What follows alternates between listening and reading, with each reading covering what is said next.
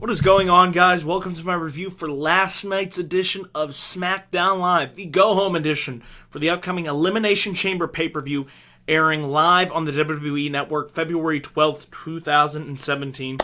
So we're going to take a look at everything that took place on the February 7th, 2017 edition of SmackDown Live. And as always, feel free to leave your comments down below in the comment section for what you thought of SmackDown this week.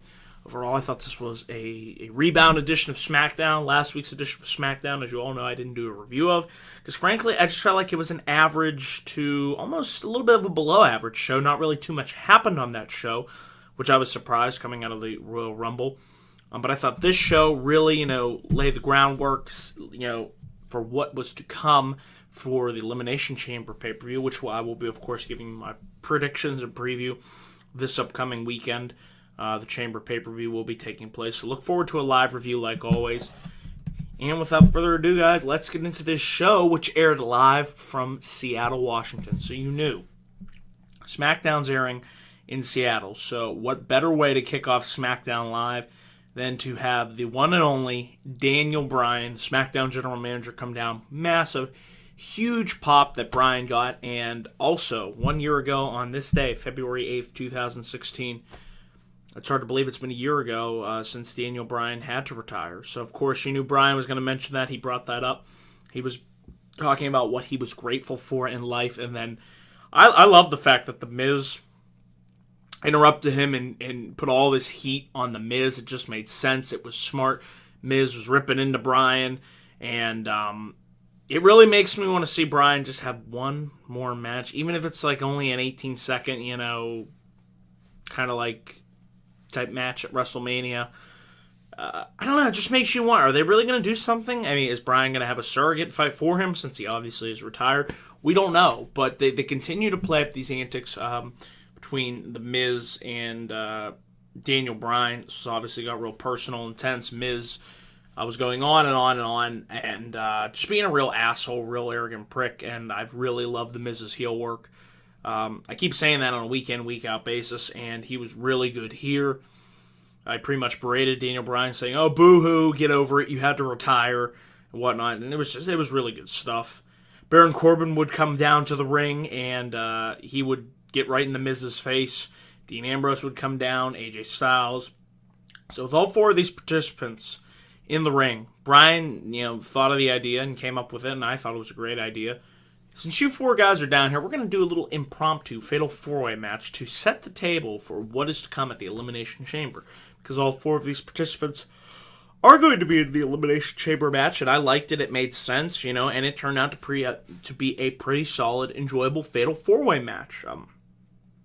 This was a good Fatal 4-Way match. Like I said, Miz versus Ambrose versus Baron Corbin versus AJ Styles.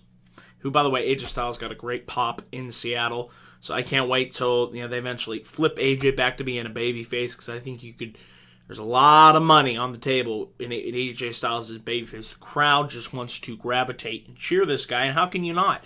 He's the phenomenal one, in my opinion. He's still the MVP for WWE. The way he tore down the house with John Cena at the Royal Rumble goes without saying. So, in this match right here, really great action. I loved it when it spilled into the outside with guys just going left and right and everywhere. It was just great action inside and, of course, outside the ring in this Fatal 4-Way match. And what I was really surprised to see was it came down to Styles, who attempted to go for the phenomenal forearm drop on Miz, but Maurice dragged Miz out of the ring, so AJ hit nobody. And then Baron Corbin would get into the ring, hit End of Days, and pin AJ Styles. So a nice win that builds further momentum for Baron Corbin. He's been one of the standouts. I really love the way that they've been building him up over the past couple of months. It's just a dominant, ass-kicking machine, and that's how he should be positioned. He doesn't give a fuck about anybody else but himself. And I don't think he's walking out this Sunday, and I'll save my prediction for my predictions video. But down the line, I keep saying it, I think Baron Corbin, he could definitely be a contender for Mr. Money in the Bank. They choose to go that route, and if he wins Money in the Bank, it's only a matter of time before Baron Corbin is a future WWE champion. So I definitely see big things down the line for Baron Corbin. After this Fatal 4-Way match, we had what I thought was an enjoyable sit-down split-screen interview between Nikki Bella and Natalya. This was something different. Instead of them coming down to the ring, and cutting a standard promo. I like this. It really changes things up. We need to see more of this more often. Whether it's split-screen interview or a pre-recorded announcers, like how they did back in the day with The Rock and Stone Cold with Jim Ross conducting the interview, or the McFoley Jim Ross interview, some of the greatest interviews companies have ever done. We need to see more outside-of-the-box thinking, and I like this. Natalya and Nikki Bella obviously having their match, which I hope gets an added stipulation. It's either going to be Falls Count Anywhere or Street Fight or no disqualification. Need some type of stipulation. Or they could just have a singles match, but I just feel in this situation, the way that they build up this rivalry, a stipulation would definitely help add to the match. But the whole essence of this promo, pretty much, Natalya and Nikki, just getting at each other's throats, pretty much saying, berating, each other. Nikki, pretty much saying, oh, Natalya, you're just trying to live off your family's name. And Natalya firing right back and saying that John Cena, after he's done with you, he's going to move on to another woman. And you're pretty much going to realize that Nikki you'll be with your pregnant sister, and you realize that you yourself won't have any children. And Nikki pretty much said, okay, that's it, Natalya, I've had enough of this, and she walked out of the interview. And before I jump the gun here, I have to say, I'd really like this backstage promo from Luke Harper. The most that I feel that we've heard from him since he's been on the main roster. I thought this was great stuff from Luke Harper. He pretty much said that you hear that the most dangerous men are the ones who have nothing to lose. And what about a man that never had anything to begin with? Randy Orton stole his family. He called Orton a liar. And Harper said he has seen the snake in the grass for too long. He said cutting the head off the viper is too easy. Harper wants to inflict Orton. And at Elimination Chamber, Orton will be eliminated. I like this. Really show more to Luke Harper's personality. I definitely see a big upside potential if you choose to go in a singles run with Luke Harper, which we saw that back in 2014, but obviously that went nowhere fast because they didn't have any fucking plans for this guy back then. But on SmackDown with the brand split, I'd like to see it. I've always seen potential in Luke Harper, and this promo right here showed that if you delve more into his character, which we do not really know that, we just know he's a crazy guy. Pretty much the cult follower of Bray Wyatt. But if you go somewhere with it, a feud between him and Bray down the line, that'd be something I'd want to see. And as we saw later on SmackDown Live, crowd was interested in that as well, and we will of course touch on that. But it's going to be him, as I predicted, Randy Orton versus Randy Orton versus Luke Harper at the Elimination Chamber pay-per-view. So that should be a solid match. I enjoyed their match several weeks ago on SmackDown, and I look forward to seeing what they have to offer at the pay-per-view this Sunday. So that was good stuff in my opinion. We move on from here. We had this was a first, as far as I know. They called this a dual contract signing. It was contract signing for the upcoming women's matches on the Elimination Chamber pay-per-view. As you all know, they announced that it is going to be Becky Lynch versus Mickie James at the Elimination Chamber. And also it will be Naomi challenging Alexa Bliss for the SmackDown Women's Championship. So on the Elimination Chamber pay-per-view itself, we actually have 3 women's matches. So that is actually really nice to see for a change. Usually, 1 or 2 max, but 3 women's matches. I love what they're doing with the SmackDown Women's Division, how everybody is really getting the time to shine and the opportunity to, build compelling issues amongst one another and further, their character arc. So that is good to see. It really is. So we started off with Mickie getting on the mic and pretty much talking about the fact that, the entire women's division was, how the girls nowadays are taking credit for the women's revolution. But the fact that Mickie James was one of the founders laid the groundwork for what was to come, and she's tired of it, and she said, she created Becky, and without Mickie James, there would be no Becky Lynch, so Becky was pretty much just standing there. She was shaking her head. And Becky said she respected Mickie until she joined forces with the little troll, Alexa Bliss. And she said, you can talk about, how you were gone for 7 years.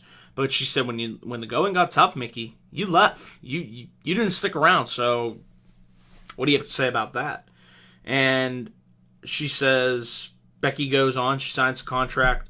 And Alexa says that, how dare you talk to Mickie James like that? Mickie beat a WWE Hall of Famer, Trish Stratus, at WrestleMania 22. She's held the championship for a multiple number of times. And she can have excuse after excuse as to why she doesn't have the title. But Bliss said, as long as the title is on her shoulders, she runs the women's division. Alexa Bliss does. And she certainly does run the women's division. Alexa Bliss is on a roll right now. I love her as SmackDown Women's Champion. She's had a nice title reign since picking up that title at the TLC pay-per-view. But then she pretty much, was like, oh, Naomi, you're here? We kind of forgot about you almost. And she's like, yeah, I'll just beat you on Sunday anyway.